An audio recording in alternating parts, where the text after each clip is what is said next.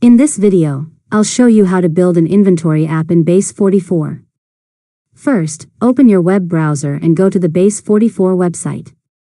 Sign into your account and create a new project.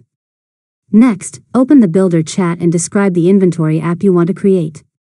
Explain that you need features for managing products, tracking stock levels, organizing categories, and monitoring inventory movements.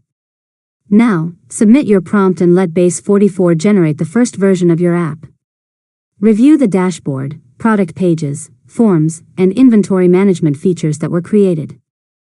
After that, customize your app by adding features like barcode fields, supplier information, stock alerts, purchase records, inventory history, search, filters, and an admin dashboard. Continue refining the app by describing the changes you want in the Builder chat. Next, connect your database and make sure your app can store products, categories, suppliers, and stock information. Test adding, editing, and removing products, and verify that inventory updates correctly. Finally, review the completed app, test all of the inventory features, and publish your project when everything is working properly. And that's it. You've successfully learned how to build an inventory app in BASE44.